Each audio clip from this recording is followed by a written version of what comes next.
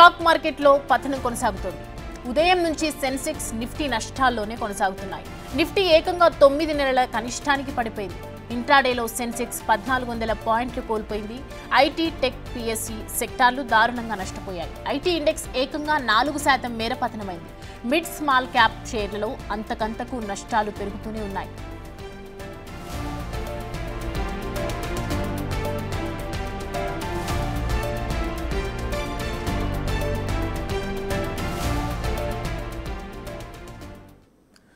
దీనికి సంబంధించి మనతో పాటు డిస్కస్ చేయడానికి సునీల్ బిజినెస్ అనలిస్ట్ మనతో పాటు జాయిన్ అవుతున్నారు.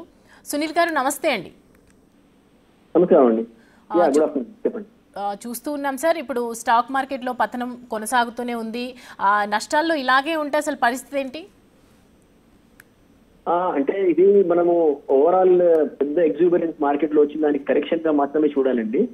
అంటే సిస్టమేటిక్ గా పెద్ద చేంజెస్ ఏం కనిపించట్లేదు. అయితే ఓవర్ ద ఎగ్జూబరెన్స్ మార్కెట్ లో driven by liquidity, not by fundamentals కారణంగా వాల్యుయేషన్స్ చాలా స్ట్రెస్ అవ్వడం మనం చూసాం. సో ఆ స్ట్రెచ్డ్ వాల్యుయేషన్స్ ఇప్పుడు ఒక కరెక్షన్ లెవెల్స్ కి వస్తున్నాయి. అండ్ ఇంకో ఫ్యాక్టర్ ఏంటంటే ఎఫ్ఐఐస్ కంటిన్యూస్ గా మార్కెట్ లో అమ్మడం మనం చూస్తున్నాము. కంటిన్యూస్ గా లాస్ట్ 6 months నుంచి almost every day FIIs are selling because of the high valuations. దానికి తోడు ప్రమోటర్స్ కూడా చాలా వరకు మనీ రైజ్ చేయడం ఈ వాల్యుయేషన్స్ లో మళ్ళీ అది ఇంకా ఈ ఫైర్ కి ఫ్యూయల్ యాడ్ చేస్తుంది. అండ్ ఒకసారి వాల్యుయేషన్స్ కరెక్ట్ అయినప్పుడు ఏమవుతుందంటే లివరేజ్ పొజిషన్స్ కూడా మనము కట్ అవ్వడం మనం చూస్తాము. సో కొంచెం సపోజ్ తక్కువ అమౌంట్ తో ఎక్కువ స్టాక్ కొని లేకుంటే ఎఫ్ఎండోలో ఎక్స్చేంజ్ పొజిషన్స్ లివరేజ్ అయిన పొజిషన్స్ ఒకసారి మార్జిన్ ప్రెషర్ వచ్చేసరికి కట్ అవ్వడం మనం చూస్తాము. సో అది క్యాస్కేడింగ్ ఎఫెక్ట్ మార్కెట్ లో కనిపిస్తుంది. సో ఈ అన్ని కారణాల వల్ల ఓవరాల్ కరెక్షన్ అనేది మనం మార్కెట్ లో చూస్తున్నాము. సో దీన్ని మనము ఒక కరెక్షన్ గా మాత్రమే చూడాలి. Valuations because of stress valuations correct అవుతున్నాయి. అండ్ ఇండెక్స్ కూడా మీరు లో లెవెల్స్ నుంచి పోస్ట్ కోవిడ్ నుంచి 7,500 ఆ లెవెల్స్ నుంచి ఆల్మోస్ట్ 26,000 లెవెల్ వరకు non stop almost vertical rise ఇచ్చింది. కాబట్టి దానికి ఒక రీజనబుల్ కరెక్షన్ అనేది మార్కెట్ లో వస్తుంది. Time wise it will spend some time because ఈ మొత్తం ర్యాలీలో ఈ లిక్విడిటీ డ్రివెన్ ర్యాలీలో పెద్ద కరెక్షన్స్ మనం ఎప్పుడు చూడలేదు. సో ఇది ఇంకొంచెం టైము ఈ లోవర్ లెవెల్స్ లో విత్ కరెక్టివ్ ఫేజ్ ఇంకొన్ని 1-2 quarters ఉంటుందని అనుకుంటాను.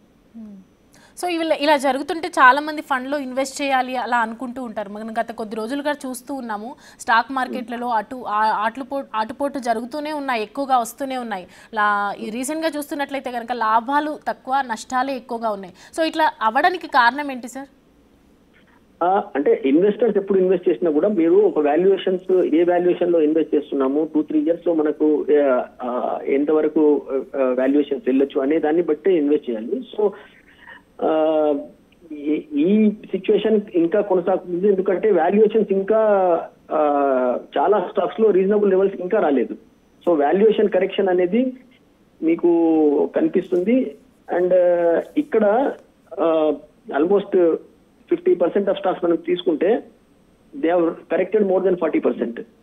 ఓకే, సో చాలా మటుకు స్టాక్స్ కొన్ని రీజనబుల్ లెవెల్స్ వచ్చాయి. కానీ ఇక్కడ నుంచి ఇమ్మీడియట్ వర్టికల్ రైజ్ వస్తుందని నేను చెప్పలేను. కానీ స్టాక్స్ లో కొన్ని స్టాక్స్ లో ఎక్కడైతే గ్రోత్ కన్సర్న్స్ లేవు అండ్ వాల్యుయేషన్స్ కూడా కరెక్ట్ అయ్యావు అట్లాంటి స్టాక్స్ ఇమ్మీడియట్ బౌన్స్ బ్యాక్ వచ్చే ఛాన్సెస్ ఉన్నాయి. సో ఈ లెవెల్స్ లో definitely one should look at buying, but stock selection అనేది చాలా ఇంపార్టెంట్. సార్ ఇప్పుడు మెయిన్ గా ఇన్వెస్టర్లు ఎవరైతే ఉన్నారో వాళ్ళకు మీరు ఇచ్చే సూచనలు ఏంటి సార్?